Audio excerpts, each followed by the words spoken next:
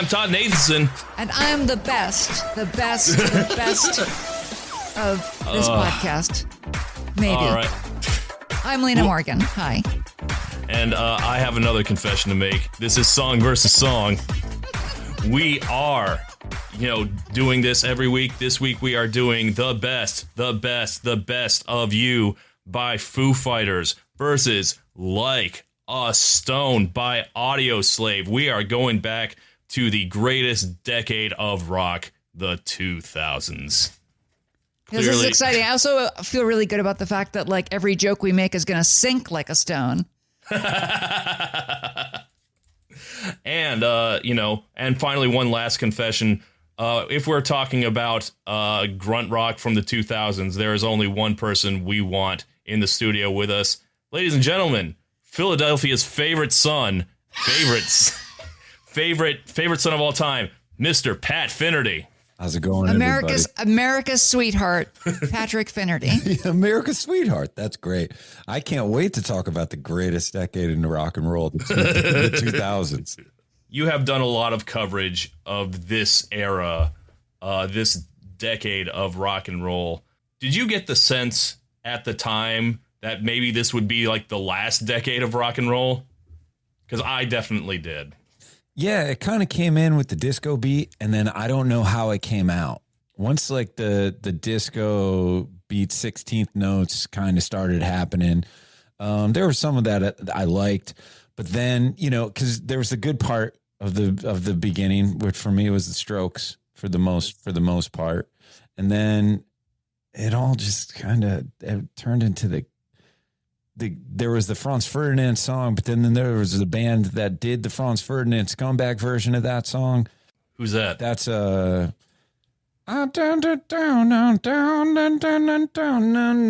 is Finger 11. Yeah, you are talking to Finger 11. Yeah. I remember the disco era you were talking about. That's when Maroon 5 and Good Charlotte were also dancing into disco beats.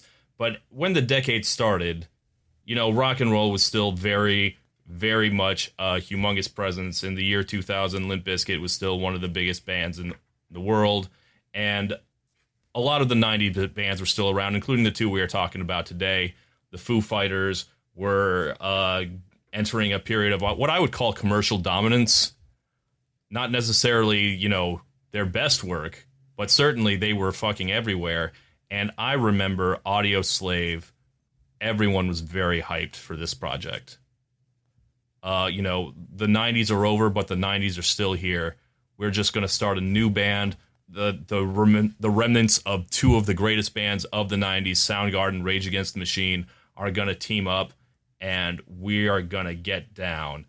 Why don't we just get into it? One by one. Lena, me, you, Pat, what's your pick? Let's start with Lena.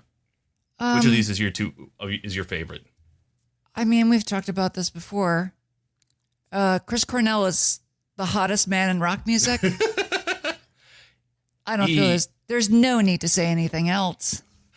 Like the undisputed hottest man to ever be in the genre, in my opinion. And get away with it, right? Like, it's not a Gavin Rossdale situation. I feel like we talked about this last time too, where it was like, why, Gavin Rossdale just looks like he's always like freshly waxed, just like drenched in fake sweat. It's not real. Like he's glistening in oils. Each hair placed where it, like, I feel like his hair is just like, it's almost with like a blowtorch is just like pulled back and it never moves. But Chris Cornell can go long. He could go short. He could do this. We already talked about how hot Chris Cornell is. This is the second time I'm on this podcast. I know. But I just want to be very clear. He's that hot. Yeah, I was going to say, I don't feel like there's nothing else to say about it. I mean, there will be. There's probably at least an hour worth of podcast time to fill, but I like that I picked two of like the grungiest metal songs last time. We did Ace of Spades versus Breaking the Law, and Lena immediately brought the topic to whether Rob Halford was hotter than Lemmy. And he's not. That's a really tough question. Wow. And that's really tough. And if you're looking at young Lemmy's got the juice. Listen, here's what I'm going to say. You watch them. There's a lot to say about this music video for Best of You, but like, you look at Dave Grohl's teeth, and they're just too white for the rest of his face. He's got teeth that just don't match. You know, it's like the curtains don't match the drapes. You know what I mean? Like Chris Cornell has got good teeth, but like they go with the rest of him. That just makes sense. Dave Grohl ain't make no sense. Can't side with him here. Man, I read his book he put out over the pandemic, and he talks about his childhood. He's pretty sensitive about his teeth, actually. Oh, sorry. Well, a long-time listener of the podcast, Dave Grohl, I'm so sorry. Yeah. You have very nice teeth. It's just the rest of you. No, he's embarrassed about his horse teeth. Like, yeah, I mean, he's horsey. Yeah. I could say I'm in like, it's not like I'm not horsey, but I mean, we feel like we can all, you know, we're all different kind of versions of animals if you really think about it. I mean, you know, you went to school with some birds, you went to school with some lizards. There's some bird people, there's some horses. He's horsey. But I'm watching this video right now for the first time in a long time, and it's just starting on those chompers. That's what I'm saying. All chompers. His bone to pick isn't with you, Lena. It would be with the director of this. I would say, like, let's not. I think there's a couple choices that the director makes. We'll come back to it. Yeah. But I don't know. You look at Chris Cornell and you're just like, look at him. And he is pretty well trimmed in that. Like his tiny mustache is real tiny. It's so thin. It is. But you know what? Doesn't matter. It just doesn't matter. That man can do no wrong. He really can't. Like when I found out, I remember hearing the voice, and then you find out what he looks like, and you're like, come on, like this. And he was the drummer. Like that's the amazing thing. Like he was just like in the back. And then he's like a tall guy too. I saw him live. He came out at the Tower Theater in Philadelphia when the show Euphoria Morning put that record out. I went to see that show at the Tower in Philly, and he came out and he was having a smoke, and he had like a bottle of like I was like, he's just smoking on stage, just ripping it. I'm like, this is the coolest thing I've ever been around. This song though, listen. I didn't want to get too deep into it. I mean, like if we're really judging the songs versus the songs, Like a Stone has a vibe. Like I listen to that song and I'm like, there's an energy here. There's something happening, right? Like Chris Cornell's like putting me in a place. Chris Cornell, he's not here anymore. I was going to say, Chris Cornell, you can put me in my place anytime you want. But I do think that there's an energy, there's a rhythm, there's a movement to the song that at least follows the sound of his voice, right? That's a thing I can latch onto. Best of You starts on Dave Grohl yelling. And it's some of the worst Dave Grohl yelling in the career of Dave Grohl yelling. And I feel there's nothing I can latch onto in that song. Not the way that he's singing, not the airy guitars, not, I don't know, definitely not the lyrics, like rough stuff all the way through. Okay, we got one vote for Like a Stone. Pat, if you had to pick between these two, I would say pretty similar songs, which would you go with? So I did a thing on Instagram about 5-6 years ago where I did a thing called the Grohl-a-thon, where I stayed. It was during COVID. That sounds incredibly monotonous. Yeah. And I did a thing where it was during COVID, and I was just like, what am I going to do? I was going on Instagram every day, and I was just like recording songs. And then I was just like starting to think about how good, Grohl's had it. I'm like, and then I just started thinking to myself, I'm like, let's get Grohl. So then I did a campaign where I stayed out. I was going to stay out for 24 hours to get Grohl to call in. And it was the Grohl-a-thon. And took about 9 hours. And we went ahead and got Grohl. And Grohl came on, and I was talking to Grohl. And it was unbelievable. It was the campaign, and people were, I know this person, and they know that person. And I'm on Instagram, and I'm drinking, coffee, and I'm sitting there, and 9 hours later into it, I get Grohl, and I'm talking to Grohl, and the whole thing was to get him. The whole thing was to get him to sing the Sting part on "Money for Nothing," because that was the only thing I think he's never done. So I was like, let me get him. So I'm just going to stay up for 24 to try to get him. And he did it, and he's like, "That's all you fucking wanted." And I go, yeah. So then we were kind of virtually jamming and everything like that. And I loved Nirvana and the first two Foo Fighters records when I was in high school. That's all to say. So You've met the man. I did, and it was great, and he did it, and Rolling Stone made an article about it. So I feel like I'm indebted to Grohl in a way that has kept my Every inch of my body wants to do a video on Foo Fighters. Every inch of my body. Listen, this is between us, just between us. And it's okay. Not a lot of people listen to the podcast. You're good. Just between us. Best of You is top five stinkers of all time, as far as I'm concerned. And the reason why is not only because this song stinks, and it does. It's that it is what it is. Like Prince covered it at the Super Bowl. That is a thing that happened. It's a big hit with All on the Watchtower. Yes, and not enough people talk about that. But Best of You just being this 4 minute, however long it is, and it doesn't stop, and it just keeps going. And he says "you" so many times, and it just goes it starts nowhere, it goes nowhere, and it's like one of the biggest hits. And it is literally the Foo Fighters' highest charting hit. That is a fact. Which again turns the mirror around, not on Grohl, but on the audience. And it's just like, this is what you want. Like, can't. And then, so that's, I'm picking Like a Stone, and I don't really like a Stone that much, but it is a song. Like a Stone is a song, and Cornell sells it. All right. Here's my experience with the Foo Fighters versus, Rage, Soundgarden, Audioslave. In 1999, I was just getting into music, and the Learn to Fly had come out, and it was like, oh, there's a funny video with, Tenacious D, who I've never heard of. So I'm like, I'm cool. I think this is interesting. I like this. And I bought the third album, which is like the weirdest album they have. Like, and then I got back to the second album. My mind was just blown by it. And I was like, I am going to love the Foo Fighters forever. This is my band. I've decided this is my favorite band. And then, One by One came out in 2002-ish. I was like, and all of a sudden I was like, he's like, maybe I bet on the wrong horse here. And they would have occasionally songs I liked. In fact, Best of You has DOA on there. I like DOA a lot. And they've had a couple other songs I like, but like the 2000s Foo Fighters, it's like, man, this is fine at best. This is fine at best.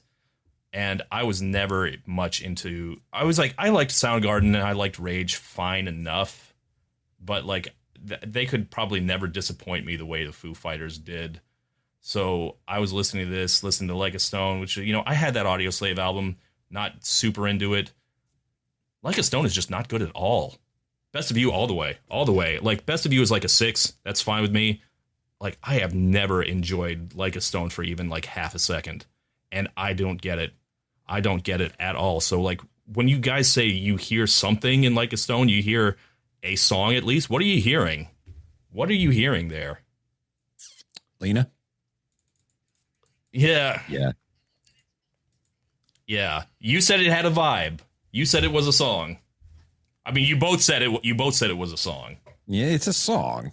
I mean, it's informed. No, go ahead, Lena. You start it.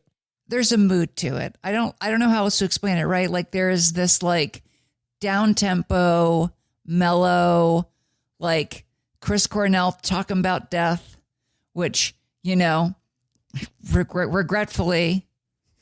Yes, we all. She's pretty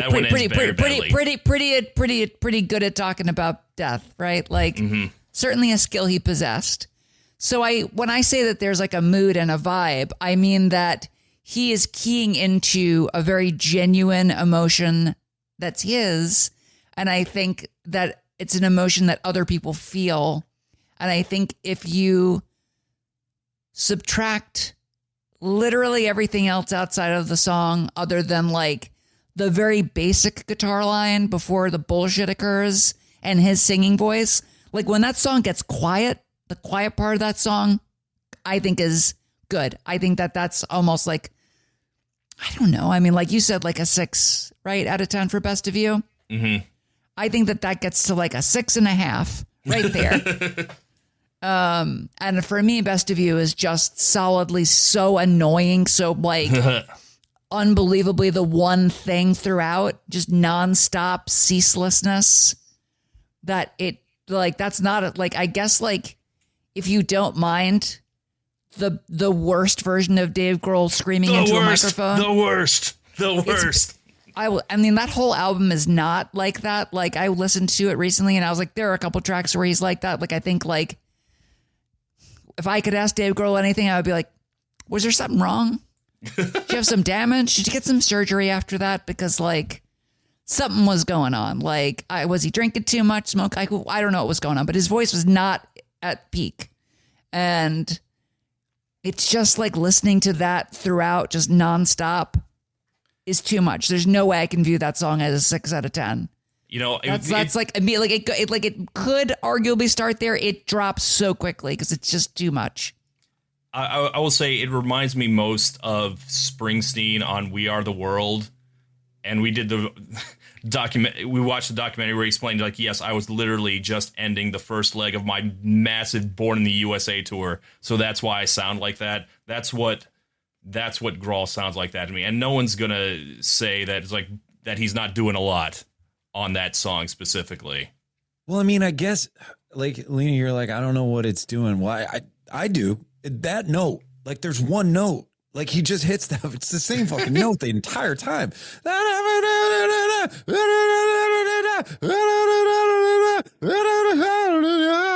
And Who's You? I mean, I always go back to Who's You. I know they really tried to sell it, didn't they? Where they were like, oh, this is like supposed to be some kind of like uplifting song. I was like, this is a breakup song. He's mad at somebody, and I don't care. His generic use of like pronouns and who are these people and what are these events? It's almost like making like a Ringo song sound good. Like in a way of like, what's Ringo singing about? We miss the days. Those were the lads. I was like, there's only 4 Beatles, Ringo. Like who's relating to We Were the Lads? But like, I kind of feel like with Grohl, it's just like, I've got another confession. Like that first line right there. I've got a confession to make. Oh, I can't, so that's starting it at a 3 for me. And then the fact that like, I know that it's going to rock and it's going to keep rocking. And then if it's already rocking this hard, how can it get up even farther? But then Like a Stone to me is just like, okay, I know it's over like 4 minutes. It's long. And when it comes on the radio, I'm like, all right, we're doing another Stone. And I kind of sync with it, but I guess it's the low Cornell afternoon. I mean, there's at least notes. There's at least a melody that's happening. There's that real dumb solo where Morello has to do what he does, which is basically... It's the worst part of that song, Tom. I feel like it's very informed by Californication. I feel like there is a Boy, speaking of bands I loved in '99 who bored me in the 2000s. Right, but that stupid fucking solo in Californication that everybody blows. It's the it's just bing, bing, bing, where it's like, it's a thing. Yeah. And, for Sean, we don't have to get into that, but I feel like Morello was doing he was Morelloing a Frusciante solo of sparseness. He was trying to be sparse. Well, I want to be very clear. Hold on 1 second. This is important to me. If we're talking about Morello in the lead line, the music video. Oh my God, look how hot he is. Oh my God. Okay. So first of all, I mean, I want to be clear. Todd in the Shadows is the most heterosexual man on the planet.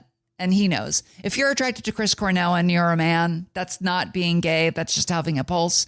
Yeah. But here's the thing that I just want to be very clear about.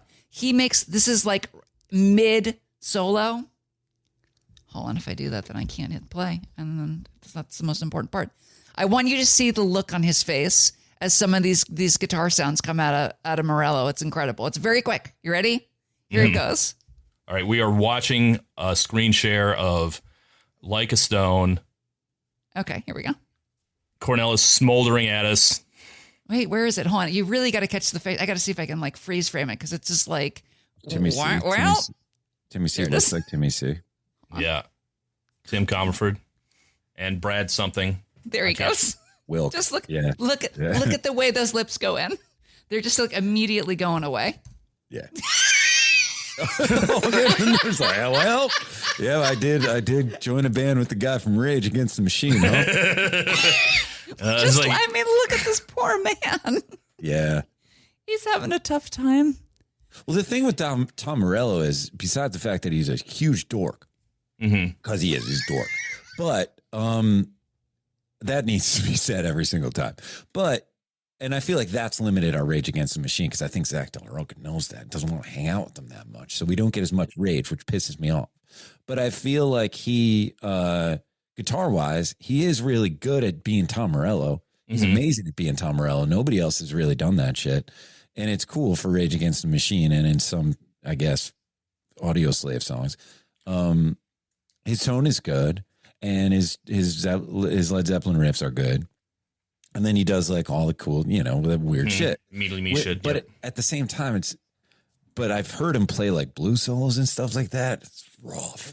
Like he wanted to be like Yngwie or something like that. But like his actual just guitar playing, I don't think he's, I wouldn't put him on like a blues cruise with like fucking Monster or anything, like he doesn't really have the traditional shit. Kind of stinks actually. So it's like, he's always going to do that stuff.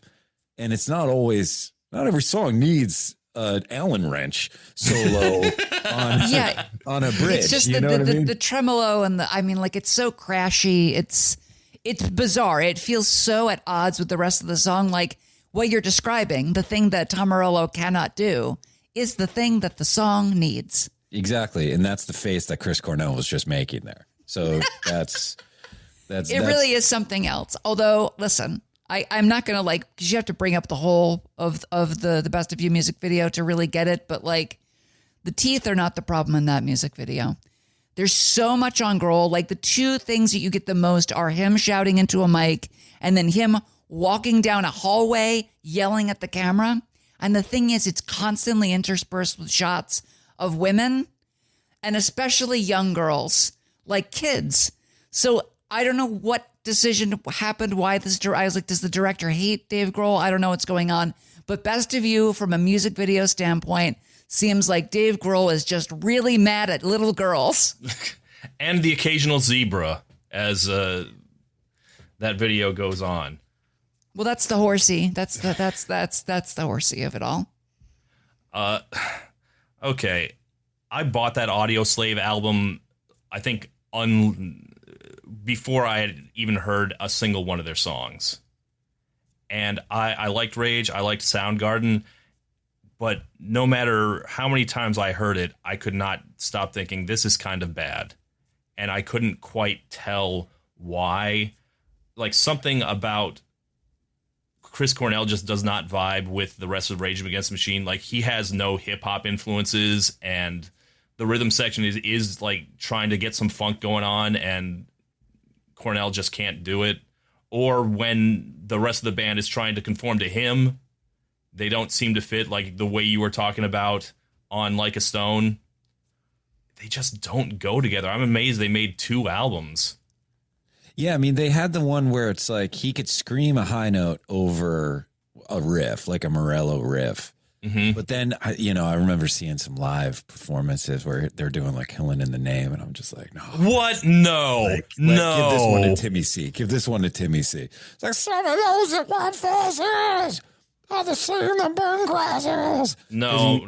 Yeah. It's like I wasn't expecting you to pull. I mean, that sounds like Meatwad from Aqua Teen Hunger Force. It did get a little Meatwad, but he had a little Meatwad in him. Like let's be honest here. Let's be honest here. Late era Chris Cornell kind of had a little bit of something like. There was a little bit of Meatwad in his there. voice was changing. Like you mentioned, what's the chance from my dreams? Sorry, I want blue jeans. You guys, you mentioned Euphoria Morning. Like, boy, I haven't thought of that in a while. That was his solo record from 1999. I remember, like, because I was just getting into MTV at the time. I remember MTV pushing that hard, and it bricked. And I remember they made a big deal of the music video, and just like no one liked it. So it was like, I guess like he was like, okay, I can't do solo. I need a band. I really got the sense that like Rage Against the Machine must have broken up because they just had different priorities. Like Zach De La Rocha was never interested in being a rock star, and Tom Morello very much was. Like, I'm sure he's sincere about all his politics and stuff, but he's a rock star first. He's a rock star who does politics. So it's like, yes, I want to stay on top. I want to be a big rock band. And it just didn't feel like they had ever found like a reason that this band should exist. Like, they named it Audioslave. What are we doing? That sounds like an off-brand like MP3 downloading site. What are we? It's bad. And here's another thing. Just a knee-jerk reaction, just honest, true reaction. What is the worst album cover? That Audioslave record or Foo Fighters In Your Honor? In Your Honor wasn't interesting. It was just like a picture, right? I think it's got to be that Audioslave thing. Yeah. Whatever that thing is. That flame thing. I want you to, but like truly look at Foo Fighters In Your Honor, because like it's terrible. So there's a thing I do every now and then on a live stream where I have a game show called What Do You Got? Where I ask people if they have certain items around their house and I give them money for it. So like a Slinky, if you have a Slinky, I'll give you $5. If you have a Klondike bar, that's worth like 10. And it's the stakes go up. If you have a crutch, that's worth 20. And I switch them all the time and I bring them back. Blues Traveler CD's worth 40. So it's like, all of these things, but the top earner has always been Audioslave t-shirt. And so that's a hondo if anybody has an Audioslave t-shirt, like the one with the flame on it. So this guy played it twice and he came in and I was like, pick a number between 1 and 10 and I'll tell you what your item is. He drew Audioslave t-shirt twice when he played. So he bought an Audioslave t-shirt. I feel horrible for this guy. And, so he has one now. Waiting to maybe win the hundo off of that. But I'm looking at this Foo Fighters one now and it's close. I'm telling you, it's bad. It's so do you feel like you can put words to it? Because I don't even know how to describe what it is. Like, I don't even know what they're doing. It's just like a logo that looks like for like I don't know, like a novelty steampunk band with like a curly mustache. Like that's what I kind of imagine it. It's like, I don't know, draped curtains of some kind and a bouquet. Yeah, with like a bird, like I guess it's an eagle with outstretched wings. Yeah, so and there's it's kind of like a military there's a buffalo insignia at the top. Yeah, like it's supposed to be like a flag, maybe. Yeah. Yeah, this looks like a prototype. Awful. Like this looks like beta Canva. Like if Canva had like, we have this thing that you can, the way that the Foo Fighters, where the Foo Fighters logo is on is like one of those banners. But it's like early Canva mixed with like trying to be like, but like Holy Grailish kind of like really it's so bad. Weird. But then like it's in this square where it's got like these dark spikes going in. And I'm like, is this the zebra again? Like what's going on? It's baffling. I don't understand. Like at least like I look at Audioslave and go like, well, there's like this is like the same situation as the songs. Like I look at the Audioslave cover and I'm like, well, I mean, it's something. It's like a guy in front of a big gold flame. It's like, that's evoking something. It's not evoking anything from me, but somebody felt something. I cannot fathom anybody feeling anything looking at In Your Honor. Like, it's just like, it's like a computer made it, not a person. This is bad. This is hilarious. This is kind of almost up there with Brad Paisley Play. You know about that cover? No, let me look that up. Yeah, Todd, check it out right now. Brad Paisley Play, the guitar album. It's a very badly photoshopped guitar on a swing set.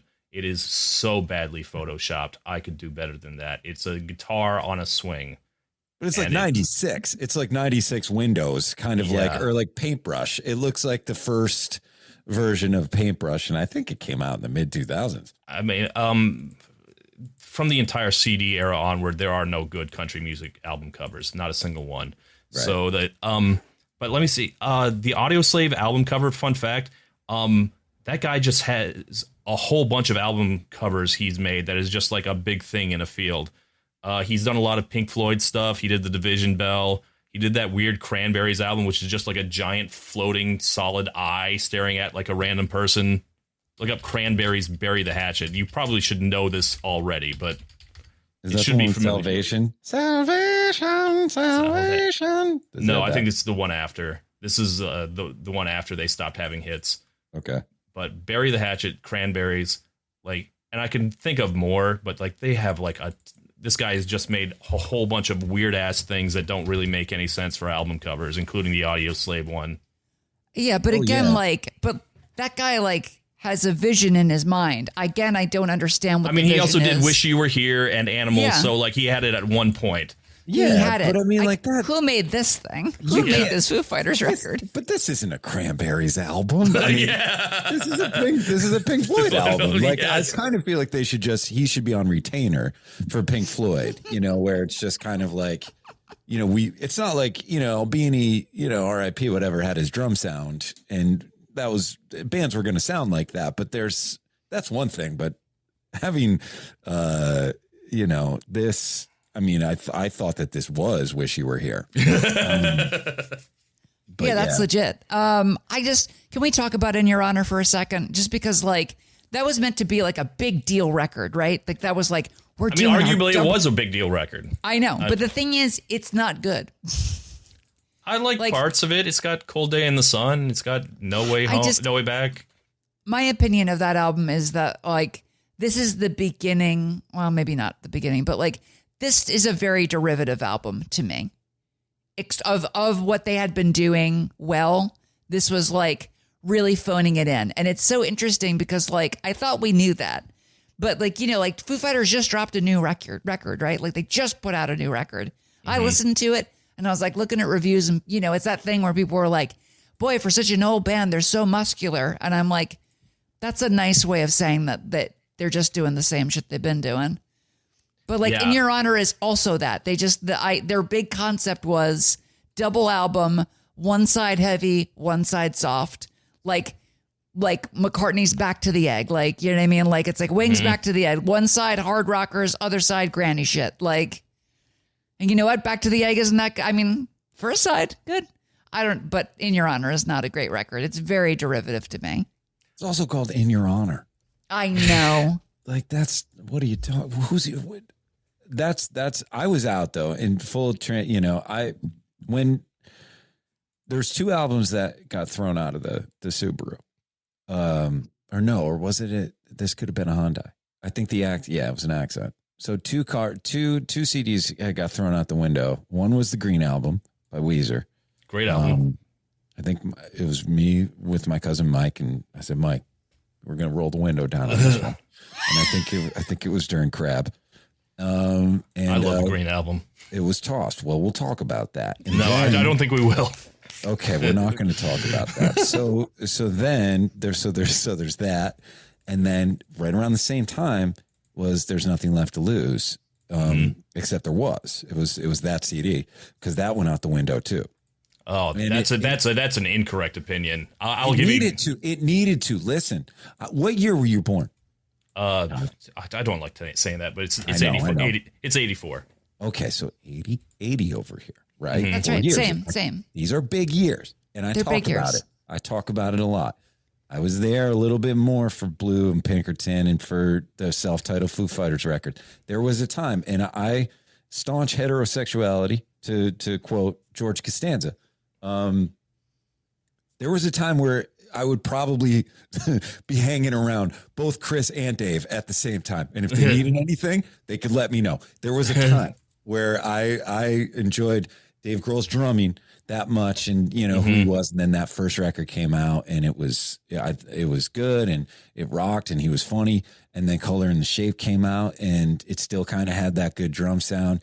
And, you know, the wind up and it rocked. Hey, Johnny Park. There was a lot of songs that I really liked on there and it was rocking and it was really good. So by the time There's Nothing Left to Lose came around and Learn to Fly, I was like, I don't know about that. And then there's a song called Give Me Stitches on the record. You know about that one? You like that one? Not really. Give me stitches now or never. I mean, it starts with a riff from Slow Ride. So like that. It does. And like Breakout doesn't really rock and it kind of does. And like Stacked Actors was kind of being like a Kaya song. And like, cause he was getting into like Hami at that time, I feel like. So, I did not know that that's how it's pronounced. I always said Kiss. Oh yeah. Well, I could be wrong too. I'm not sure. Yeah. But I honestly don't know. So I was walking. So long story long, I walked from the unit. And then Best of You came out, and there's many parallels between Foo Fighters and Weezer for me because Best of You, I kind of think of them as their Beverly Hills, where I was just like, oh, what's this? So I was out, and I don't know the whole record, in your honor, but the singles, I know that nothing really hit. I like DOA a lot. That's probably my favorite single of theirs of the 2000s, except for Wheels off their Greatest Hits album. That was like their last good song that I paid attention to. Wheels. It's the one that sounds exactly like a Tom Petty song. But it's like the more it went, the more I fell off of them. And like, I wouldn't even say The Best of You is their most monotonous song. Their most monotonous song is The Pretender. At least The Best of You ends with 2 more notes. Best of you. Pretender is just 1 note. The entire, what if I say I'm not like the others? What if I say I'm not just another one? Gotta get it in there. I have to. I don't know if it even goes through. It's a natural reaction. I just go to it. Yeah, so I understand why people don't like Best of You, but like when I listen to it, and I'd never choose to listen to it, it's like, no, this goes, especially when it goes to the end. And honestly, Like a Stone, I can tell you the exact reason I can't get with Like a Stone. And it's not the solo, which is weird, but at least it's somewhat interesting. It's the only thing that makes it not a Three Doors Down song. That's a good point. I'm going to give you that. There are it's a little guilty, and the chord structure is a little Mississippian. But there's no scumbag tone. I mean, like, there isn't, but there's the clean. There's something going on there. There is a little bit. Chris Cornell is singing, and I don't think the guitar is going out of tune. You know what I mean? Like, yeah, it's not. But all finish your thought. All right. When I get bored or when I need to go out, everyone knows that I go to karaoke. And I would say Like a Stone is probably number 4 on the list of songs that need to be fucking banned from karaoke bars. Like, it has to stop. Number 1 is What's Up by Four Non Blondes. Number two is Creep by Radiohead. Yep. Number 3 is Valerie by Amy Winehouse, because I don't know, that one's just really taken off and it needs to stop. And number 4 is Like a Stone, because it is like the one rock song that sounds like it's the one time, if you can like sing a little, you can sing Chris Cornell, because you're not doing Jesus Christ pose up there. You're not. Are guys going after it? Guys are going after Like a Stone? Yeah, like if you can, like, because it does get up there. I mean, it does get up there. If you are a mid-range karaoke singer, that is the hardest song you can do. I mean, like the hardest rock song you can do. Because you can't do Priest and you can't do Maiden, and but you can do Like a Stone, and it's just like in the right groove where it's the wonder wall of karaoke, really. Can we all? I would think Wonderwall is the Wonderwall of karaoke. But believe it or not, not a lot of takers on Wonderwall these days. I feel like that's wild. There was a time. There's no question to me. The acoustic duo though are still throwing down the Wonderwall. That's more of like bread and butter. Yeah, no, this is if you have a guitar in your hand, you do Wonderwall. If you have a karaoke mic in your hand, you will do Creep, or you will do What's Up by Four Non Blondes, depending on if you're a guy or a girl. Or Lifetime Achievement Award karaoke, where I feel like this artist should get it, but I forget the name of who did it. But Black Velvet is just like... And you know more interesting karaokeers than I do. Really? Black Velvet is that's like first ballot Hall of Famer. Do you know about Black Velvet? I know that song. Yeah, it's like Black Velvet in that little boy's eyes. Black Velvet in that slow southern sky. Oh yes, okay, yes, I know. It's a sultry blues. I feel like it's like one of those songs, just like What's Up, where it's like it's not high, but it sounds like it's high. Yeah, so it's like a Stone is like that too. It's the lowest of Chris Cornell's songs. It's low high. It's low high. Yeah. Where people feel like they like that's where your singers are coming out. You know. Yeah. Hey, Chris Cornell should have sung that song. Black Velvet. Yeah. He would have killed it. He's got a bluesy opportunity. Voice.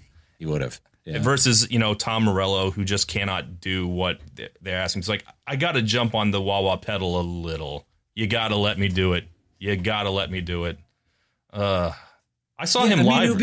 It'd be kind of like bringing a Harlem Globetrotter onto your basketball team. Yeah, And like you think, well, listen, we're just running blue 45 here. You know what I mean? And he's over there like spinning the ball and he's like dancing. You know what I mean? It's just like, come on, man, just bounce pass.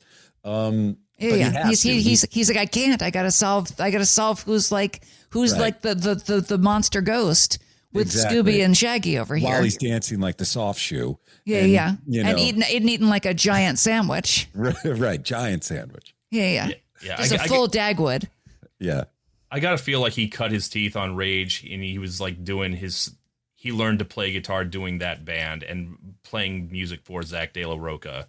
Cause like Audioslave does not sound a fucking thing like Rage Against the Machine. Not like even a little. Like I hear like the little guitar shit they're doing. I hear like a beat that, I could hear on Rage, but like you could not possibly mistake any Audioslave song for Rage Against the Machine. It feels like Rage is just not versatile enough to be working with Chris Cornell. Or Chris Cornell's not versatile enough to be working with them. I think that Zach De La Rocha knew when to get. I think I still also believe in the dork defense that I threw out there before, where I'm just like, too much Morello. But I feel like Rage, and I love Rage. I'm unapologetically, I would go see Rage right now. Rage on a treadmill. You know what I mean? Bring it. I'm not getting on the treadmill that much. I'm not listening to Rage that much. But if I'm on a treadmill, give me some Rage. That said, I kind of feel like that band had a shelf life of 3 albums exactly. And that's pretty much all you're getting out of it. I don't think we needed any more riffs. I don't think that, Zach's pissed. He's still pissed. But, the agenda, the same shit that he was singing about then, he's singing about now. It means the same. So I feel like that was pretty much all that band was going to be. And then I feel like Chris Cornell wanted to rock because he put on an album that didn't rock. Mm-hmm. Is Euphoria Morning not a very rocky album? Because I doesn't really rock. There's some good songs on it. I really like "Can't Change Me." That's the only song I heard. That's the song that was on MTV. Yeah, Beatles as fuck. I like that song a lot. My mom loves that record. There's like it's soulful. It's like him getting into his like Ray Charles-y kind of shit. But there's a Soundgarden song called Boot Camp that is on the last Soundgarden record that I love. And it's kind of like that in a way.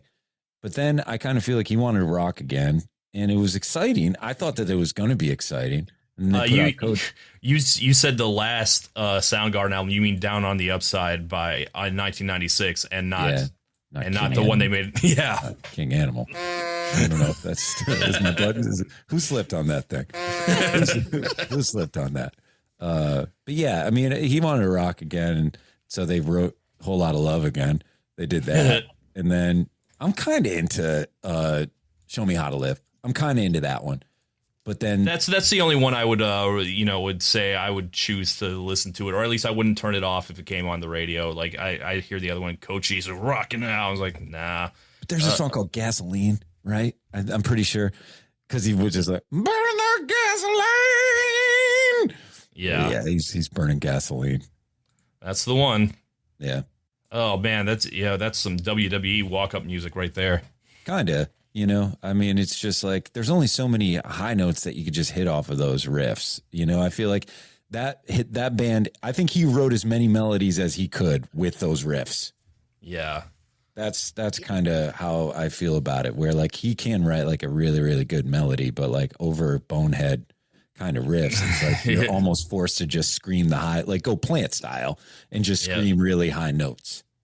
It's funny to think Rage just like did their 3 albums like during a pretty unpolitical time, the 90s, and it was like, I like your idea. It was like, that's all you need, and it'll serve you for the rest of your life. Like when things get really bad, it'll be there. So we're just like putting this in storage for you. Yeah, the same problems are always going to be there, but they just keep coming around. Yeah, we don't need to make more to address the times. We did it in 1992, 6, and 9. So. Right. It's like, just minority rights, usually, all sorts of anybody that's in the minority. We always need more rights for them. There's always going to be problems with that. We got a war happening again. Sure. That's a problem. It's kind of like the same problems keep going around. Just like I always say, like, the human body needs to come up with new symptoms because everything is a fucking headache. Like, come on, like, give us something else. Like, how about a cheek turns purple or something? You know what I mean? But yeah, I just feel like they kind of covered it. But it's like, oh yeah, you have nauseousness and you have a headache. Like we already invented it. Like, right. Yeah. It's funny. I've seen Zach De La Rocha and Tom Morello live, but separately. I saw Springsteen when he came through last month. And that was your first time? Yeah, my first time seeing the boss. And Morello was there, and, he was doing his thing. He shredded all over 41 shots. And he was like, seeing Bruce and Tom, one of the guys from Rage Against the Machine, always like kind of was like, I don't know if these things go together. I know they did the Bruce cover, but it was like, and by the end of the night, I was well on board. I was like, yes, Tom Morello and Bruce Springsteen makes sense. And Zach De La Rocha, I saw do a guest spot at a Run the Jewels concert recently. A couple of years ago. Okay, they were doing the entirety of Run the Jewels 2, and Zach De La Rocha has like a guest spot on there, so he showed up live to do his one verse. Cool. It was cool. It was very cool. But like I like watching the two of them. It's like I can see like no, these guys. I can see how these two men got misaligned. Like Zach was out marching in the streets during their Rock Hall induction, but Tom was there in a tux. It's like talking about booty shaking jams. Yes. It's like, yes, these are two different people, and they only aligned for a brief time. And it's a shame. I bet like if they could make more music, they would. Or if they had more ideas, it'd be really cool. But if they can't stand each other, I was like, okay, it is what it is. Like, and I'd hate to see Rage Against the Machine become like what the rest of all the other 90s bands became in the 2000s, just like boring wrecks. Like, I remember in 2005, I saw an article that said, like, here are all the bands they were, like, hit number one on the rock charts right now. And it was, like, Weezer, Beck, the Foo Fighters, the Chili Peppers, 9 Inch Nails, and so on and so on. It's like, man, these were all bands that were big 10 years ago, making, I think we'd all agree, is not their prime material. And it was like, that's when I started to get really worried. It's like, if the Foo Fighters are the biggest band alive in 1997, cool. Like, they deserve it. And if they're the biggest band alive in 2005, it's like, we haven't, like, found some other better band to be, like, our Led Zeppelin yet. Like, uh-oh. Yeah, hey, real quick. How many times do you think Dave Grohl says best in Best of You? How many times? What's the number? I'm going to go with 26. Okay. I think that's a little Todd? low. I'm gonna go 40. Let's say 40. Wait, did I get it right? Right on the money? Did you look it up? No, I did look not. This up? Okay, it is exactly 40. It is. Oh yes, the big 4-0. I got to tell you, it sounds like 1,000 times to me. Like when you said 40, I couldn't believe that. Like I read that, I was like, "There's no way. There is no way that is right." It is at least 10 billion times. There are two fun facts for me on the song facts page about this song. One is that, which I still think must be a lie. Mm-hmm. I'm gonna have to go in and count. You understand the importance of counting. Yeah. I'm gonna have to count. Here's the other thing. I'm just gonna read exactly what it says. It says Grohl wrote this while he was supporting Democratic Party candidate John Kerry. I was waiting to bring it up. Presidential campaign. Now I want to tell you. The most damning thing I can say is that in 2004, John Kerry, you were giving us the Best of You derogatory. Like, truly you were. Like, I don't think that you somehow phoned it in. You were really trying and just were not ever going to be enough. I also feel like that kind of makes a lot of sense in the sense that, like, Dave Grohl, we were kind of talking about him as a lyricist. He's so generic. He does a lot of, like, his lyrics sound like Mayor Pete speeches. You know, it's like a lot of like, we're not like somehow being like hot and cold at the same time, hard and soft. And like, you know what I mean? Like, it's like the most generic platitudinous nonsense. Times like these, you learn to live again. What does that mean? What are the things you give again? These times? I like times like these too. I would say it's trick up for that, but like that chorus stinks. It stinks. I didn't say I like times like these. Don't put those words in my mouth. I didn't say that. I said I liked it. Oh, he was saying that he liked it. Okay, yeah. So like the riff is somewhat interesting, but like again, Lena, I'm just going with you. Like, what is he talking about? Who's the pretender? Who's you? What are the times? You know what I mean? These are just all like. I would stand up for those first 3 albums, including the one you threw out of the car. I think those hold up as like much, much better than anything he made after them. And like for me, the disappointment of, you can say what you want about There Is Nothing Left to Lose. Like maybe the singles aren't, maybe it's, it's kind of an odd album, but like it's their only odd album. It is their only one that is like, does something that they don't generally do. There's not a Next Year in the rest of their catalog. There's not a Walking After You. Theme song of Ed. Let's not just rush. I'm sorry. That. Walking After You is off of Color in the Shape. Excuse me. I'm thinking of something else. But like, it is the only one where they do not sound like shouty growl. I mean, listen. I think that's a fair argument to make. I mean, listen, Pat, you and I are also people that would take an album that is like the weird one and be a defender, right? Are we not both people who find some defense of Let Me Up, I've Had Enough? Of course. And that is the Tom Petty outlier. Oh, mixed up, baby. Yeah. Of course. No, I do agree with that. There is a weirdness to There Is Nothing Left to Lose. I guess it's just that misses for me and its weirdness. Like there's a delay pedal. There's like we wanted to do kind of like a Police song on there, I believe. Aurora. I love Generator. I love Aurora. And, Learn to Fly was like the first song that made me love Foo Fighters, even if, that's like even I remember Dave himself saying like he found out that his people wanted to go with that as the lead single. I was like, really? That's like our most generic song. I was like, okay, you guys know better than I do. So I get the bridge that really does it to me. The fly along with me, I can't quite make it alone. Yeah, try to make this one my own. Let's say it hasn't held up to me. It hasn't held up to me in the same way, but you never forget your first love. Unfortunately, but for me the real stinker was One by One, All My Life, and I've heard him say, like, yeah, that album is bad. We only played 2 songs from it in concert, and that's when we realized, oh, I guess we don't really like any of these songs. Wow. I mean, and All My Life is a Queens of the Stone Age song. I mean, that's all it is. I mean, like do do do do do do do do do do do do, and it was right after he did that. So he kind of yoinked that one. There are 2 instances where I have seen people try to analyze Foo Fighters lyrics. One is Everlong, and by that I mean like maybe 3 times at most. The other is any song that could possibly maybe be about Courtney Love. That is it. Oh, yeah, of course. But that has nothing to do with the lyrics being good. And sidebar, I'm not sure I would say that Like a Stone has the greatest lyrics of all time. I would say they're not very good either. Like this is a thing. Like I want to be able to, they're getting by because Chris Cornell's the one that's singing them. I will say it's very funny to me that hold on, who was it that the bass player for Audioslave? Timmy C. Timmy C. Yep, that's right. So he thought that the song was about. This is another song fact. He thought it was like Chris Cornell waiting for his true love. And then he found out that it was Chris Cornell singing about death, which, I mean, sometimes when you got suicidal ideation, you do be singing about death that way.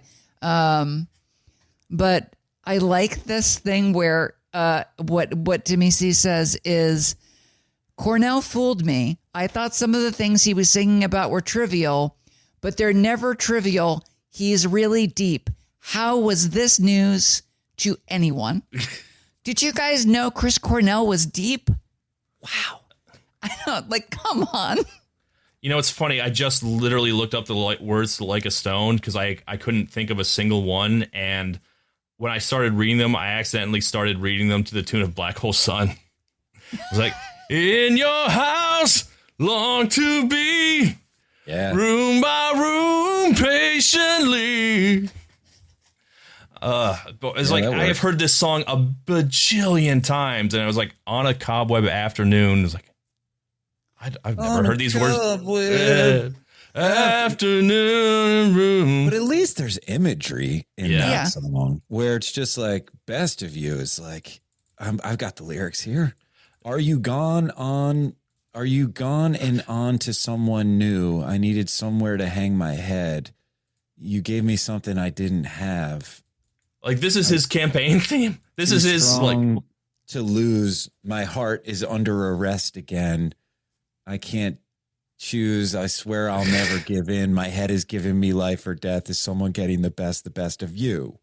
No, like I mean, assume we have to feel for Dave Grohl, don't we? Though I mean, this poor man. He was the drummer for the greatest nonsense that isn't nonsense lyricist of all time. True.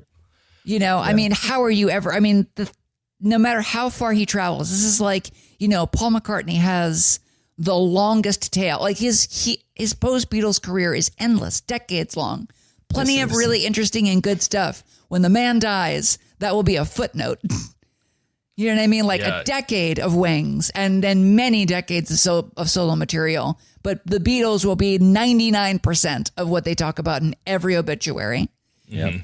You know, and so I think that there's a reason Dave and Paul are kind of buddies. Is that I don't think either of them are necessarily the greatest lyricists. You know, the difference, of course, is that Paul can form a melody and is one of the greatest bass players to ever live. But like, no, I think that you're really going to be in a bind when you're fighting a lyricist like John Lennon or Kurt Cobain that you're always going to be inexorably linked to for the rest of your life.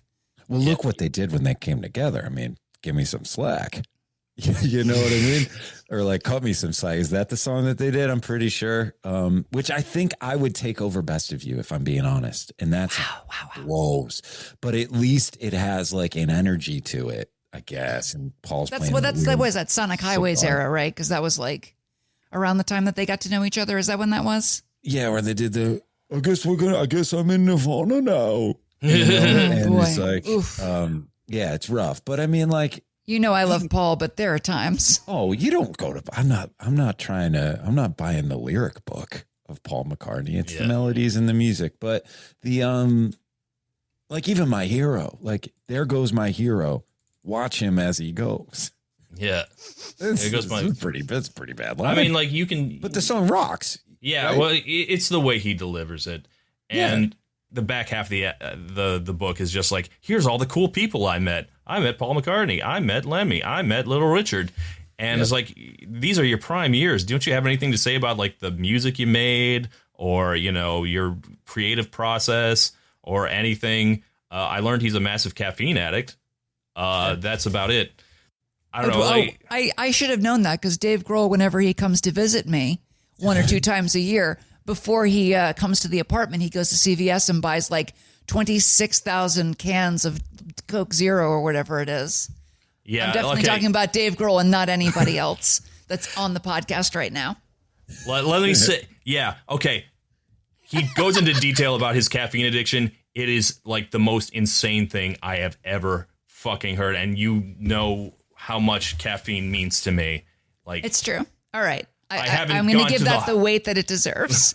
I haven't gone to the hospital. I have an electric mug.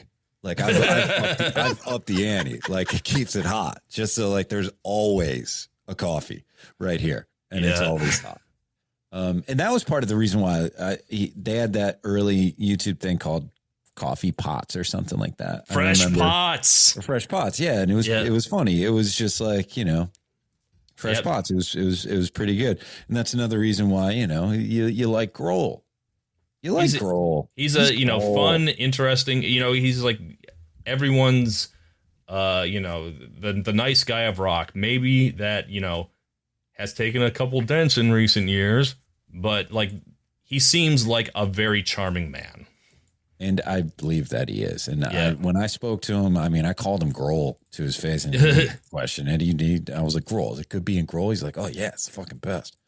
So, I mean, like he's good at being Grohl, and I'm glad that we have him. Mm-hmm. But what's just amazing, I don't need a lot of his songs though. and a lot of, so my friend was working for somebody that was a friend of mine was friends with one of the tour managers for the Foo Fighters. This is the Throne tour. Remember when he broke his leg and he was on? He jumped off the leg and broke his leg, and he did the entire thing in like a cast. Exactly. Yeah. So my friend texted me. He's like, "Hey man, I got backstage to Foo Fighters tonight. You want to go?" This is like 10 years ago. I thought about it.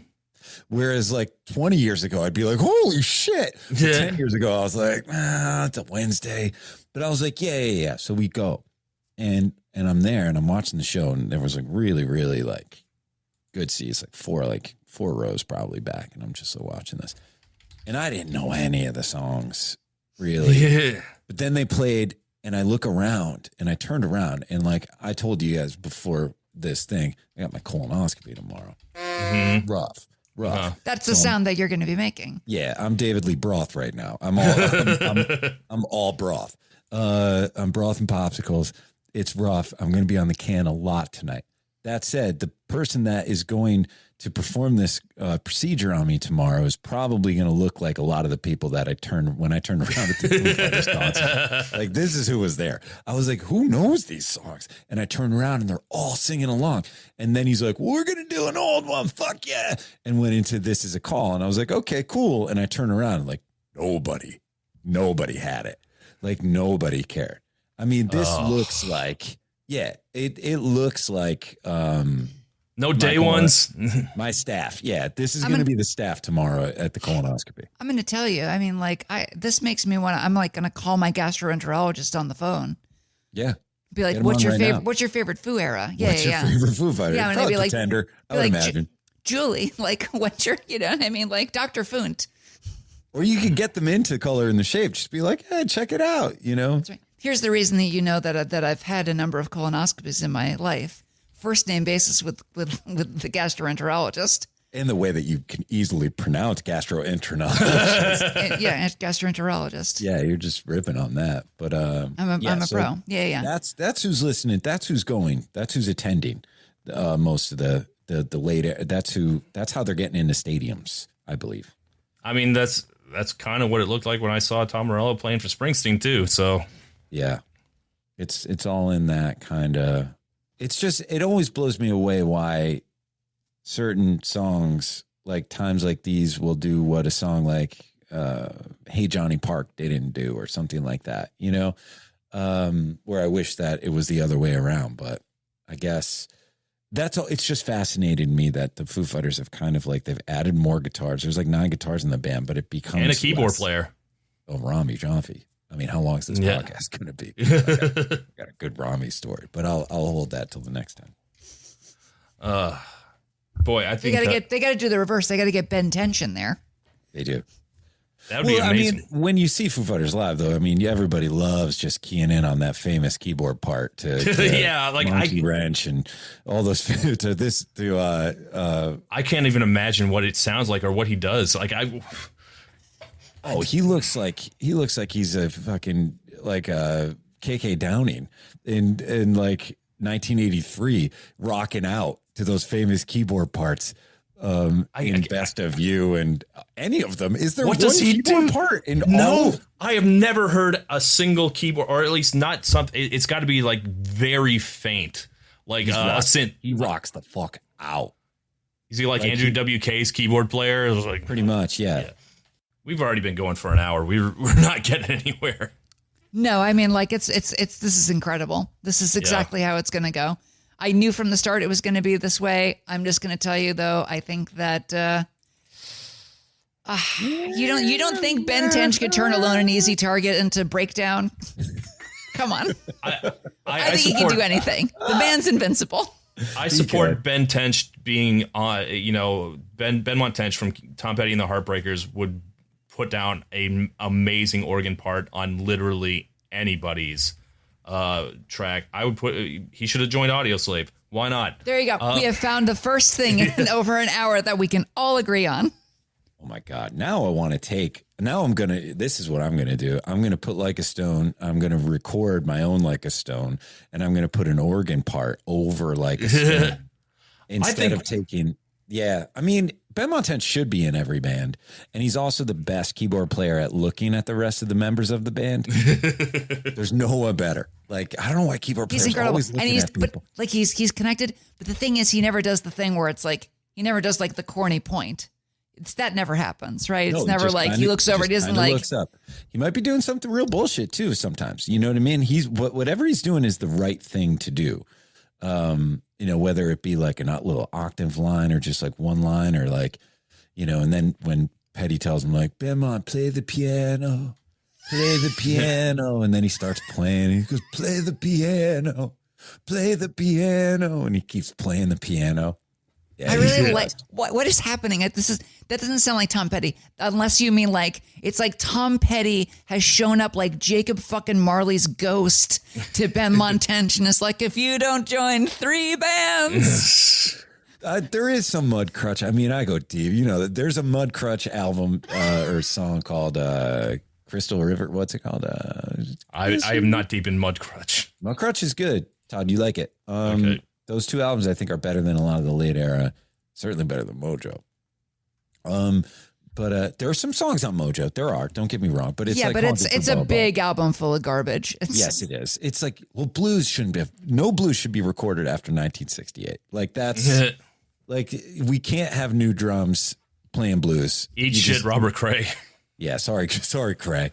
Shots fired. Yeah. Shots fired at Robert Cray. Man, we got to Cray. That's awesome. We got to do more of this. But yeah, whatever I was saying, I believe it. Yeah. Okay. Listen, this is going to be the longest episode in this history of the show, even though neither of us likes either of these songs. So here's what's going to happen. We're going to do the 4 questions. Maybe we'll try and like really juice through them fast. We do this after like a whole lot of bullshit, which we really did this episode. Try and make sense out of the bullshit. First question, one of history. One of these songs going to stick around, other one going to disappear forever. For the culture, Pat, for the culture. Like a stone for the culture. What is you in the future? But a stone is a stone. People will understand it. Yeah. No, like a stone. If I was like, which one would leave the biggest hole in music, it's obviously Like a Stone. Like my life at karaoke would be very different otherwise. Maybe for the better, but Best of You, like, I don't know what legacy it has except for Prince playing it at the fucking Super Bowl. And like, I'm not going to argue. He could play any one of the other also rans. It's just that like Foo Fighters songs bleed together in such a fundamental way. Yeah, like it's got a very narrow oeuvre, that girl. Oh well. When it rocks, it rocks. But boy, but like I don't want to say like I have better taste than Prince. Yes, I can. You know, Prince made a lot of really terrible music. What am I talking about? I also want to be clear that I think sometimes like Prince will pick a song to play, not because it's good, just because he could take like a song that's bad and make it sound good. You know, it's funny. I never assume anything's a compliment coming out of Prince. You know, it's funny. Go ahead. The Foo Fighters did a cover of Darling Nikki by Prince that Prince shat on publicly, but like he walked it back. It's like, that's not how I meant it, or you took me out of context or whatever. But it sounded like, he's like, yeah, that version is crap. And then, you know, 10 years later, he's at the Super Bowl playing the Foo Fighters, and Grohl has said publicly, he's like, okay, I can take this either as like an insult, it's like, here's how you cover a fucking song, or I can take it as a compliment that he sang my song. I'm going to do the latter. Yeah. But like, I think it's probably the former, but you know. Yeah. Regardless, it has to be acknowledged as one of the top 3 weirdest ththings that's ever happened on this planet. Like planet Earth. When that happened, I was walking around at the Super Bowl party that I was at, like scaring people. But they were like, okay. Because I was just like, he's covering Best of You. Like that Prince, you get 4 songs on the Super Bowl. 4 songs on the Super Bowl. And one of them is Best, a late era at the time Foo Fighters song. Like, what the fuck is going on? Like, I was going out in the streets. Yeah, like Dave also said, like he got early words, like, yeah, he's rehearsing Best of You at the Super Bowl. I was like, tell the other one. All right, no way, absolutely no fucking way. No, it's crazy that happened. Not enough people. It blew my mind. Certainly, I was like, what the fuck? I heard Audioslave recording of Audioslave recording Seven Nation Army live, right, on that first album, when they're doing touring for that first album. That was like a brand new song. It was like, that was also weird to me. It was like, but they pulled it off. Like, they called their shot too on that too. They knew where that was going. They knew Seven Nation Army was significant, so they wanted in on that. I think it's cool when contemporaries cover each other. But like, I still don't know what to make of Prince on the biggest stage of his goddamn life, doing Best of You. That makes zero sense. Oh, we were doing questions, goddammit. I know. Okay, question number 2. You can experience soup to nuts the creation of one and only one of these 2 songs, including a music video if you want it. Which is the one where you want to see how the soup got made, the sausage, the soup. You can have sausage soup. Speaking as someone, I said I like Best of You a lot more. Obviously, it's got to be Like a Stone. I just think they'd be more interesting to be around or see their process. The only thing I can imagine wanting to see is, how caffeinated Dave gets in the studio. But like Audioslave was such a weird, nonsensical thing. I would like to see Tom Morello just trying to decide what he's going to do on this goddamn song. That's what. Yeah, I kind of like. I was thinking. I was first initially thinking Best of You because I wanted to count the Best of Yous in real time to get to the 40. But then I was just thinking, like, in recording sessions, how many times you need to like listen to things back over and over and over again. And I can barely get through a Best of You to begin with, like when I'm in the dentist chair. So to have to like sit there in that thing and just hear that note getting screamed over and over again would be brutal. Plus, I think the best thing of both of these songs would be like trying to be there when like Morello is either, he's like starting a microwave. He puts the headstock in a microwave for the solo. Like, how many different Morello-isms did he try before he landed on that? And here's the thing. We saw it in the music video, but again, to be clear, I got to see this face while the recording's happening. Yeah. I got to see Chris Cornell make the face. Let me say... He looks like a guy who's thinking, well, this is happening. I think Chris could have stayed out of Hollywood Tans. I think he could have canceled his membership for a month, though. He's a little too tan there. He's already Chris Cornell. We don't need him like, he's getting a little George Hamilton there. He's dark. You can listen to me. I will not hear this Chris Cornell slander. I've already gone on not on this podcast. How dare you? I've gone on the record and told him that I'd help him out. You know what I mean? That's how much I believe. But yeah, it was just a little too much tanner there. Okay, listen. A little too smooth. Question number 3. God, really? Megan Thee Stallion getting up to a night hot girl shit. She's, putting on a playlist, getting ready for it. Which one of these songs is hot girl shit? Man, this is such a fucking tap out coded matchup. Like, these are like anti hot girl. This is a rough one. Like, Best of You goes harder, so I guess that. But like, we are like scraping the resin off the bottom of the barrel here. What are we talking? I think we all know that like neither of these songs is hot girl shit. I mean, we're going to give it to Best of You just because it's yelling at girl shit. Yeah. As evidenced by the music video. Yeah, I agree. All right.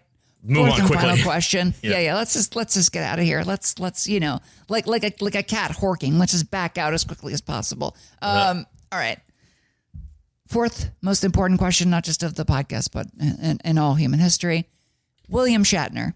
He's going to do a William Shatner version of one and only one of these 2 songs. Which one of these must be shot upon? I think Best of You. It's got to be because he would do a different delivery on every single The Best. And that's what would be the funny thing about it. It's like, and it would also highlight how many Best of Yous there are. Like, it would accentuate how bad. So I would want Best of You to win so that it shows kind of how bad this song is. And I'd probably much rather his version of it. I have to tell you, the reason that we do this question, in theory, in principle, in actuality, I don't think it usually goes this way, but like it is supposed to be a lyric question, like which is the better lyric? But occasionally it's funnier to say which is the worst lyric. Yeah. And this is one of those times. I mean, I've got another confession to make. Well, Coblet Afternoon too, but I feel like, my heart's in Best of You for this. Yeah, I choose to believe that it would be like a gradual, intensifyingly thing. Like every best goes a little harder. I was like, the best. The best. Of you. I want to be clear. At 40 bests, Yeah. this is if William Shatner did this is how he dies. This is his final recording. Like, no, I remember reading that Dave actually did injure himself recording this song. So yes, Shatner would die. All right. The dead Shatner. Okay, here we are. We have, as always, gotten nowhere. We are terrible at this, so we must resort to our listeners to tell us what the correct answer is. So let us see what they said. Ahem. Jane Doe writes, Dave Grohl to his wife 2 years ago. And did not finish the punchline, but it is, I got another confession to make. Oh, that's sad. Dave, what are you doing? Didn't put that in the book. well, All right. Dangmo writes, I give it to the band with the worst name a band has ever had. There was some confusion about which one they were talking about. It was like, but he defended. He's like, there's nothing wrong with Fighting Foos. I think we agree. Audioslave is the worst. Yeah. I was just like, Audioslave, Foo Fighters is a great band name. Yeah. People were arguing about it in the responses. Next to Audioslave. I laugh a little bit like if I don't laugh, I at least like feel it every time someone says Audioslave. It's happened 35 times. Actually, it's funny every time. You're supposed to say audio enslaved person now. All right. Daniel Schultes writes, the best.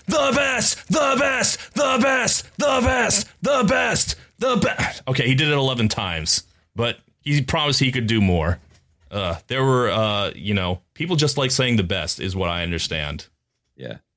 All right. Charlie L writes, Audioslave is you got peanut butter in my chocolate, you got chocolate in my peanut butter situation. But unfortunately, you wound up with Clark cups instead of Reese's cups. it's pretty good. That's pretty good. Yeah. I've never heard of Clark cups. I didn't know that was a thing. All right. Pigeon Boy writes, Pat Finnerty episode? You nailed it, Pigeon Boy. You saw it coming a mile away. Hey, Pigeon Boy. All right. Good call, Pigeon Boy. All right. PB. Oasis Better writes, this is Nirvana if they were lame versus Soundgarden if they were lame. I don't think they sound like a lame Nirvana or a lame Soundgarden at all. They're lame in their own special ways. All right. Smooth22 writes, I think Dave Grohl would happily join this podcast and argue against himself. I was like, well, apparently we can get him on the horn if we want, seeing as we know someone in this studio who knows exactly who's like close personal friends with him. So we should try that and see which one he picks. Not after this episode. This is the end. Yeah, we really missed our chance to just call him Grohl for an hour and a half. I think I burned that bridge. Yeah. But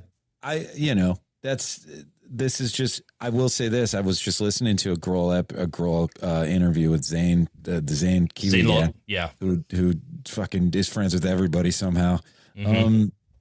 Dave, I was listening to the new record and it's really amazing. I mean, I really feel like you're in a great place right now. Doesn't fucking matter who he's talking to or what record it is. Every record's amazing.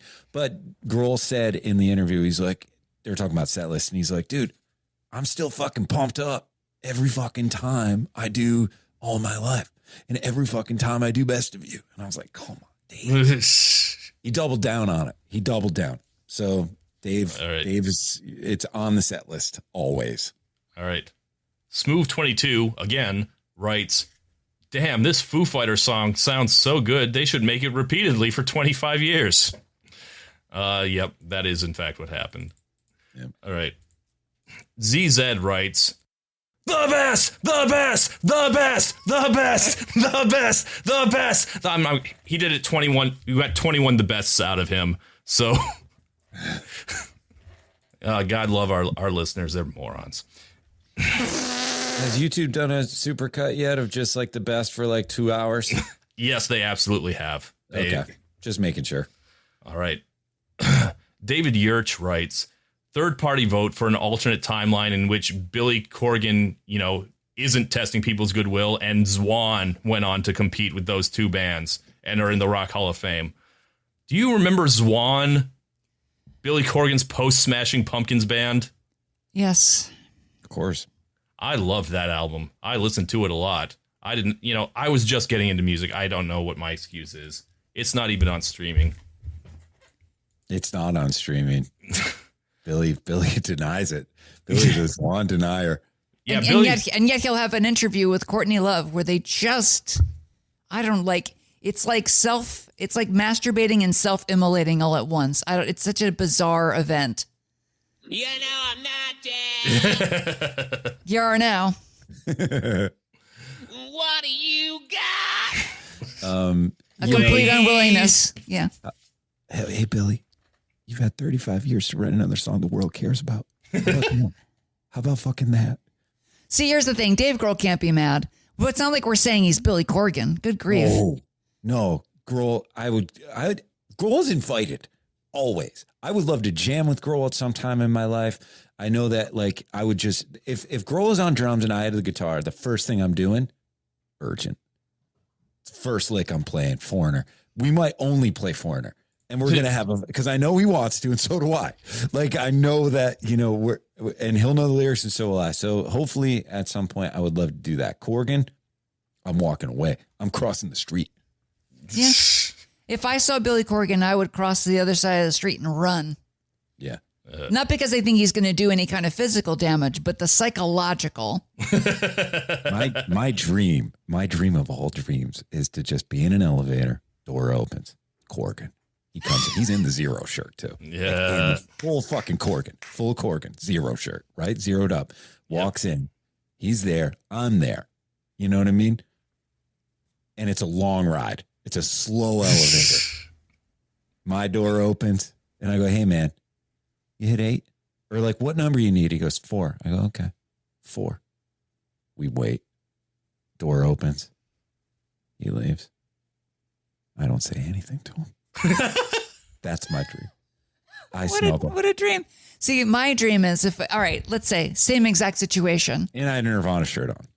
Incredible. That's pretty solid. I think that it would be almost the same for me, except what I would do is elevator door opens. It's just Billy Corgan, huge, like a freight size elevator, plenty of room. And I just look at it and go, I'll get the next one. Oh. Is he in the Zero? Of course. Yeah, he's in the Zero. I mean, even if he's not, he is in the Zero. You know what I I'll mean? Metaphorically, the man is always in the Zero.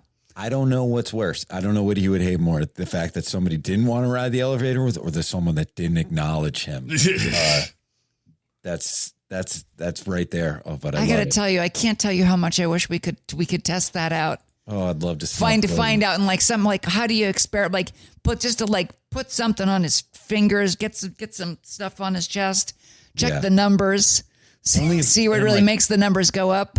And if I had a Pavement t-shirt on, I might just only wear Pavement t-shirts for the rest of my life, just in case that happens. Yeah. You should wear something over it and then when you see Billy Corgan, deliberately take off the sweatshirt over it, just so you can say I'm just Corgan ready. Imagine running late, and we're going to this party. I'm like, hold on. They're like, we're already running late. I'm like, hold on. I'm waiting for the dryer. I've got 4 Pavement shirts that I got to bring on vacation, just in case. Could happen at any time. Yeah. All right. Okay. Bo Doer writes, it is a rare song that Tom Morello does not make infinitely worse, and this is not one of them. I was like, there's a lot of anti-Morello guitar in this comment section. I was really surprised. Something about, here's another one. Christian Reisberg writes, I saw Bruce Springsteen live yesterday, and seeing Tom Morello do his fuck-ass solos is going to make me vote for the Foo Fighters. I didn't, who are you people? Quit it now! He won't. Maybe they got pissed off at all the times they beat him in Guitar Hero 2. Okay. You want more? No, I don't. I'm good. I don't even know that one off the top of my head. Okay. That's the Killing in My Name, but it's the one time that the riff goes up. Oh, that's right. Okay. Yeah, and watch a cover band because they're always going to look at each other during that part because they know it. You know what I mean? Yeah. So, they look at each other for that. Yep. Okay. Pigeon Boy writes again. PB. Yeah. Boy. Pigeon Boy writes. I once had one of the most cathartic musical experiences of my life, going through a devastating adolescent heartbreak I was way too old for. Hearing Best of You for the first time, I was genuinely on the verge of weeping. And then I looked it up and discovered that it was actually about Dave Grohl's passion for the John Kerry campaign. So Like a Stone gets my vote. He just loves windsurfing, waveboarding, whatever it is. It was I never windsurfing. remember. I don't know, man. All right. Sladen377 writes, the Best of You was written to save lives and give people courage. Like a Stone was penned to give people something to hum along to while shopping for groceries. It's like, wow. People are all over the place on these two songs. Yeah. You put two. This is a good call. Yeah. It is a good pairing. I will say that Philly's other favorite son, Andrew Unterberger, deputy editor at Billboard magazine, also felt that this was a good pairing, that like you had named one of the songs and instantly he knew that what the other one was going to be. That's good. America's other sweetheart, Andrew Unterberger. Yeah. All right. Yikes wrote, Audioslave's gotten a more positive reevaluation since Chris Cornell died, but the real ones out there haven't forgotten that Audioslave was mocked as the basic bro, barbed wire tattoo on my bicep band of their time in the 2000s before Five Finger Death Punch took over. Like, you can draw a line from them to Imagine Dragons and the rest of the terrible 2010s present rock music. So thanks a lot, Audioslave. First half of that I can see, like, to Imagine Dragons, that one's a hard path for me. Like, I'm not necessarily seeing the dots connected there. Yeah, I mean, the Highway song was on the second album, right? The Highway. Yeah. That's not Audioslave. I don't know what that is. That's not Imagine Dragons, you mean, but like, yeah. Yeah. Anything with the guitars is not connected to Imagine Dragons. I'm sorry. Like, that's like the big thing that makes Imagine Dragons what they are. All right. Mojo Matchstick writes, the sheet music for any Tom Morello song is the only sheet music I've seen that also tells you when to switch pickups on guitar. Yeah, I mean, Guitar Player magazine in 1996, like, People of the Sun, like this riff, that's with an Allen wrench. And the only reason why I know that is because my friend Brian had the magazine. And I'm like, what are you doing with an Allen wrench? And he's like, I'm learning how to play a song. Does that say it on the sheet music? Does it switch from pick to Allen wrench? I think it did. I think you gotta love that. I think also, look, you have to give credit where credit's due. I mean, this is the nerdy, like, complimentary thing about Tom Morello is that he's not like shy about showing you what's on the rig, right? No. Hey, what were you playing on that? Like, he'll just like literally take a picture and send it to you. Here it is. Yeah. He'll show you where things are lined up. Like, how close is the tremolo? Oh, you know what I mean? Like, where is it? And he will tell you exactly what it is, and he's very proud. It's the same whammy pedal. It's the same amp. It's the same all that stuff. Yeah, the tremolo and the digital whammy. It's like... Yep. Finally, one last one. We're going to end this with Ben Cook Fights, who writes, the best, the best, the best, the best, the best, the best, 61 times. For the winner of the most the best. And in fact, he misspelled it once.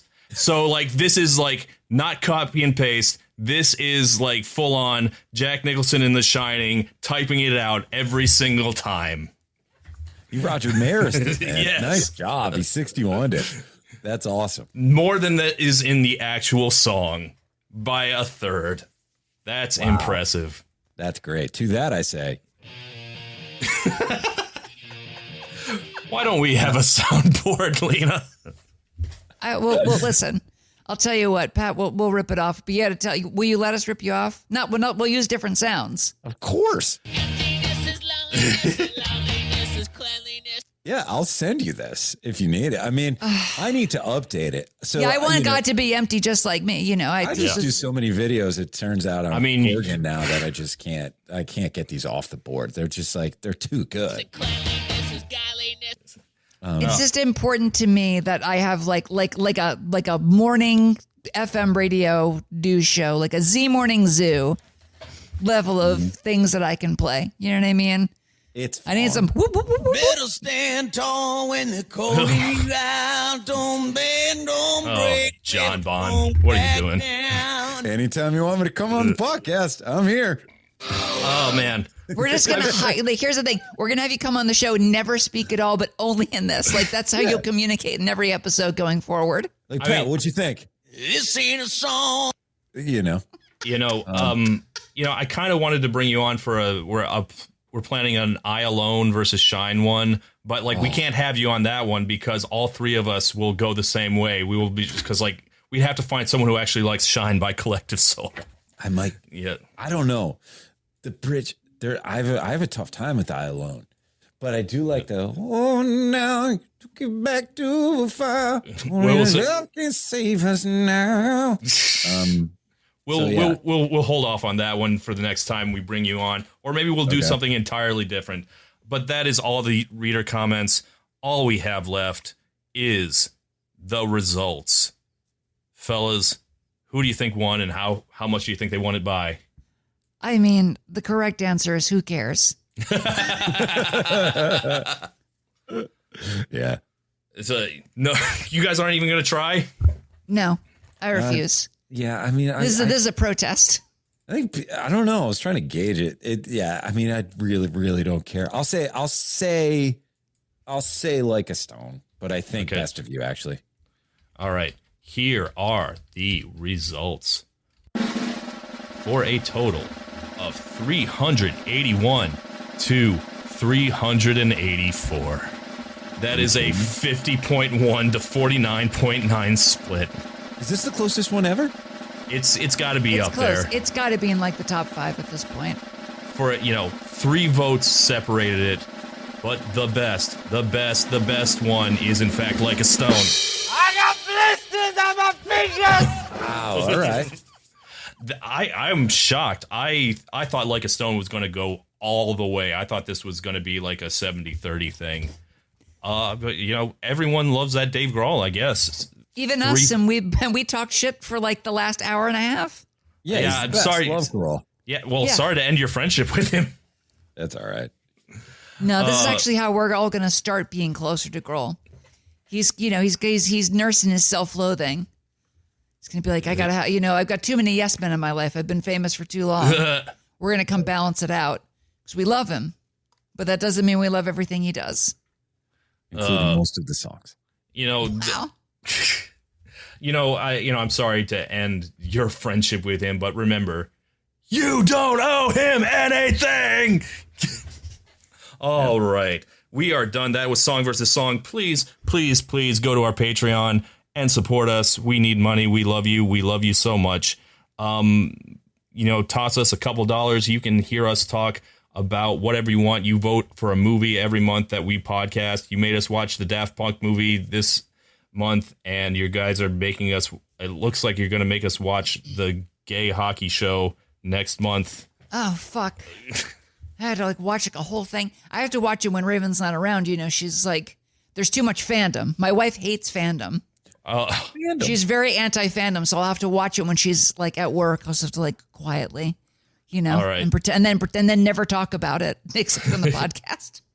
Okay. And if you want to support a worthy cause, we things are bad for the trans people, as I am informed by people I know, and I trust they are telling you the truth. Who told you that? I don't know. I hear things. So we have some charities linked. We always try to do that. Please help out. The world could be a little better place. And is there anything else, Pat? Where can we find you? On the internet. Go Sixers. Hell yeah. They're gonna lose. Go Sixers. Go Andre Drummond. I barely watch basketball. I don't know who's. Go Phillies. Go Mets. Please. Go everybody. Please Phillies, Mets, do something. Please don't make the season be this long. And do you have one in the hopper? Do I have a baseball team or do I have our next episode? The next episode. All right, next episode we are going to be doing Relax by Frankie Goes to Hollywood versus Shout by Tears for Fears. Oh man. Speaking of one note choruses. I had a Tears for Fears I was just thinking about too. Oh, well, you should have sent it to me. I'm going to change it. Oh, man. Well, no, wait, what if I call an audible right now? I don't have a Tears for Fears one off the top of my head, but I've got another one that I really want to do. Nope, we already booked a guest. So, we'll save it for the next one. All right, fine. All right. Bye, everyone.